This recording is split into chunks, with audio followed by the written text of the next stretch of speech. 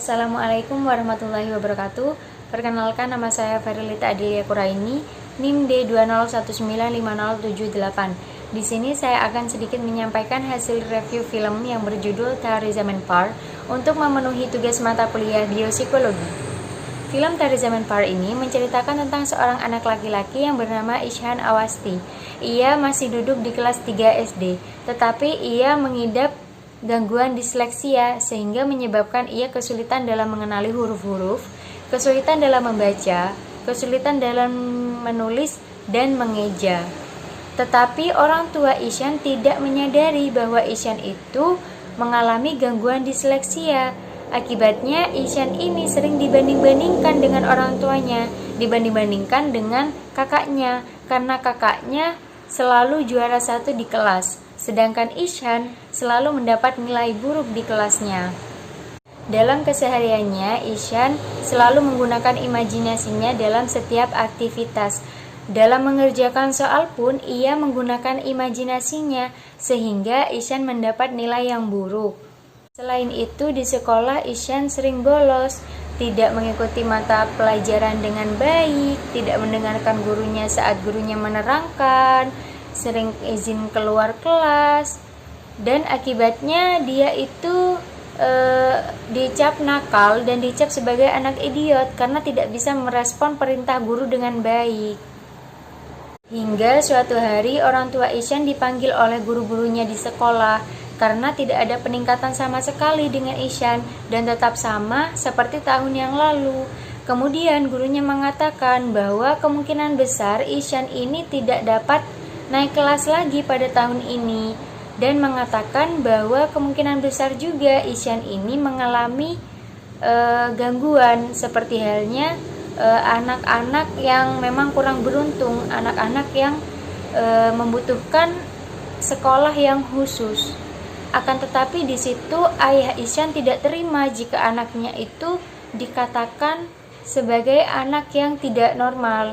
Akhirnya ayah Ishan memutuskan untuk memindahkan Ishan ke sekolah asrama yang tegas dan disiplin.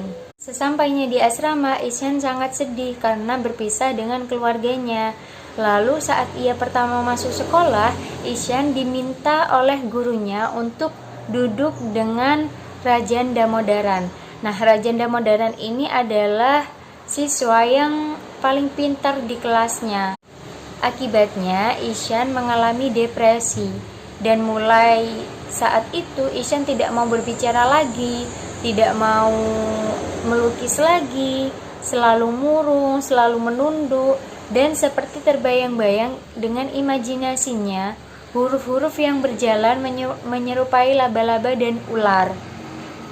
Dan itu sangat mengganggu psikisnya karena ia merasa tertekan dan ketakutan saat bertemu dengan guru-guru di sekolah. Saat keluarganya menjenguk Ishan, keluarganya tetap tidak menyadari bahwa Ishan ini sedang tertekan, sedang mengalami depresi karena tertekan oleh keadaan yang memaksakan ia untuk mengerti sesuatu yang sebenarnya menurutnya itu sulit. Dan ibunya itu mengira bahwa Ishan itu marah terhadap orang tuanya, sehingga ibu dan kakaknya akhirnya memutuskan untuk menginap semalam di sana untuk menemani Ishan. Lalu keesokan harinya sekolah masuk seperti biasa, tetapi Pak Holkar, guru seni yang biasanya mengajar itu, tidak mengajar saat itu karena telah dipindah ke New Zealand dan digantikan oleh guru baru yang bernama Ram Shankar Nikum. Nah, guru Ram Shankar Nikum ini berasal dari guru Tulip School, guru anak-anak yang mempunyai kebutuhan khusus. Ram Shankar Nikum ini adalah guru seni yang sangat baik dan sabar. Saat pertama masuk, ia mengajar anak-anak dengan memulai memainkan seruling dan mengajak mereka untuk bernyanyi bersama. Anak-anak itu terlihat sangat senang dan bahagia, berbeda dengan Ishan yang selalu tampak sedih, murung dan selalu menunduk. Setelah Ram Shankar Nikum menghibur anak-anak, kemudian ia memberikan selembar kertas kepada mereka. agar mereka lukis sesuai dengan imajinasinya. Tak lama perhatian Ramshankar-Nikum tertuju kepada Ishan karena Ishan itu selalu diam, menunduk dan tidak mengerjakan apa yang Ramshankar-Nikum perintahkan. Kemudian saat Ramshankar-Nikum ini bertanya kepada Ishan tidak menjawabnya dan hanya diam melihat Ramshankar-Nikum. Malam harinya Ishan ditelepon oleh ibunya dan ibunya mengatakan bahwa ayah, ibu dan kakaknya untuk minggu ini tidak bisa menjenguk Ishan karena harus melihat pertandingan final kakaknya, dan ibunya meminta doa kepada Ishan agar kakaknya bisa memenangkan pertandingan final ini. Tetapi Ishan tidak menjawab sepatah kata pun. Ia terlihat kecewa karena orang tuanya tidak dapat menemuinya minggu ini dan dia tidak dapat ikut melihat pertandingan kakak. Di sisi lain, Ramshankar-Nikum ini diremehkan oleh guru-gurunya di sekolah karena ia mengajar anak didiknya itu menggunakan sistem yang sama dengan saat Ramshankar-Nikum ini mengajar di Tulip School, yaitu sekolah anak berkebutuhan khusus. Kemudian saat ia keluar dari kantor, ia melihat Ishan sedang dihukum di depan kelasnya. Kemudian Ramshankar-Nikum ini bertanya kepada Ishan, tetapi Ishan terlihat sangat ketakutan saat melihat Ramshankar-Nikum. Akhirnya ia pergi menemui temannya karena mulai curiga dengan perilaku yang ditampakkan oleh Ishan. Kemudian ia menemui Rajan Damodaran, teman sebangkunya Ishan, dan bertanya kepada Rajan mengapa Ishan itu seperti terlihat ada masalah seperti itu. Kemudian Rajan itu mengatakan bahwa Ishan itu memang sebenarnya memiliki masalah karena ia tidak dapat menulis dan membaca. Kemudian ia juga selalu dihukum dan banyak coretan merah di bukunya. Dengar penjelasan dari Rajan ini, Ramshankar-Nikum kemudian menuju ke kantor untuk melihat buku-buku milik Ishan, dan ternyata benar. Sesampainya di rumah Ishan, kakak Ishan kemudian menunjukkan buku-buku hasil tulisan dari Ishan kepada Ramshankar-Nikum, dan tanpa sengaja ada selembar kertas yang bergambarkan lukisan terjatuh dari sela-sela buku itu. Dan Ramshankar-Nikum ini menanyakan kepada ibunya siapa yang telah melakukannya. Kemudian ibu Ishan ini menjawab kalau Ishan lah yang telah melakukannya, dan mengatakan bahwa Ishan itu mencintai lukisan seperti itu. Kemudian sontak jawaban dari ibu Ishan ini membuat Ramshankar-Nikum terkejut. Lalu ditunjukkanlah kepada Ramshankar-Nikum hasil karya yang telah dilukis oleh Ishan. Dan ternyata Ramshankar-Nikum ini sangat kagum dengan hasil karya lukisan Ishan karena lukisannya itu tajam, bagus, imajinatif, dan kreatif. Setelahnya Ramshankar-Nikum ini menjelaskan kepada orang tua Ishan bahwa Ishan itu mengalami gangguan kesulitan dalam belajar, yakni gangguan disleksia itu, dan menunjukkan kesalahan-kesalahan yang sama yang telah dilakukan oleh Ishan pada buku hasil tulisan Ishan itu, seperti halnya ketika menulis huruf B terbalik dengan huruf D dan menulis ejaan yang salah, kemudian menulis seperti THE itu langsung disingkat menggunakan D seperti itu. Kemudian Ramshankar-Nikum ini menjelaskan bahwa Ishan itu mengalami kesulitan dalam mengenali huruf, kesulitan dalam mengikuti beberapa perintah, dan lemah dalam refleks. Tetapi ayah Ishan tetap bersikeras mengatakan bahwa Ishan itu memang anak yang malas belajar dan berbeda dengan kakaknya yang selalu juara satu di kelas. Ramshankar-Nikum gagal untuk meyakinkan ayah Ishan bahwa anaknya ini mengalami gangguan disleksia, sehingga menyebabkan anaknya ini mengalami kesusahan dalam belajar dan tidak bisa mencapai apa yang seharusnya dilakukan oleh anak seusianya, seperti itu. Akhirnya Ramshankar-Nikum ini memutuskan untuk mencoba mengembalikan diri Ishan. Maksudnya mengembalikan Ishan seperti semula, Ishan yang berani, percaya diri, ceria, dan suka melukis. Keesokan harinya, saat Ramshankar-Nikum mengajar di kelas Ishan, ia mencoba menceritakan tentang tokoh-tokoh publik yang terkenal di dunia yang memiliki gangguan disleksia yang sama seperti Ishan. Di sela-sela pelajaran, Ishan itu diminta untuk menghidupkan listrik oleh Ramshankar-Nikum sembari memberi pertanyaan sedikit demi sedikit. Dan ternyata Ishan sudah mulai bisa merespon dengan baik, dan Ishan bisa menjawab pertanyaan yang ditanyakan oleh Ramshankar-Nikum. Kemudian setelah Ramshankar-Nikum ini menceritakan tentang tokoh-tokoh publik, ia mengajak anak-anak untuk pergi ke kolam, mengajak untuk menciptakan sesuatu kreasi yang baru, kreasi yang berbeda.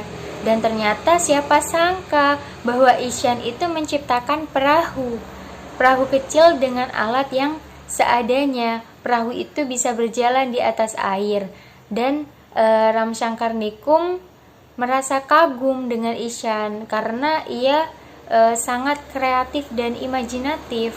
Keesokan harinya Ramshankar-Nikum pergi menemui kepala sekolah dan meminta izin untuk mengajar tambahan kepada Ishan selama 2 atau 3 jam. Dan cara mengajarnya itu menggunakan sistem yang sangat menyenangkan.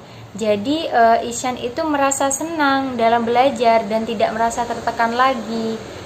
Meskipun itu bukan hal yang mudah bagi Ramshankar-Nikum, tetapi Ramshankar-Nikum ini tetap bersemangat agar Ishan itu bisa seperti anak-anak yang lain, bisa membaca seperti itu, dan bisa merespon apa yang diperintahkan oleh orang-orang yang ada di sekitarnya. Terlihat hari demi hari perubahan dari Ishan.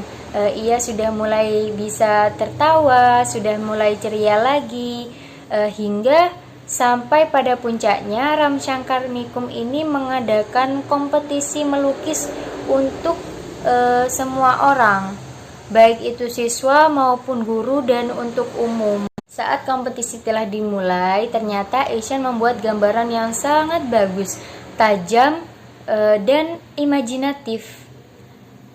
Kemudian saat babak penentuan, sang juri ternyata bingung karena ada 2 lukisan yang sangat menarik. Lukisan itu milik Ramshankar-Nikum dan milik Ishan. Karena harus memilih salah satu juara, maka akhirnya juri memutuskan bahwa Ishan lah yang berhasil memenangkan kompetisi melukis tersebut dan mendapatkan penghargaan. Kemudian lukisan hasil Ramshankar-Nikum dan Ishan ini dijadikan sampul buku tahunan di sekolah Ishan. Orang tua Ishan yang mendengar kabar tersebut langsung bahagia dan merasa tidak percaya bahwa ternyata Ishan itu bisa berubah seperti itu.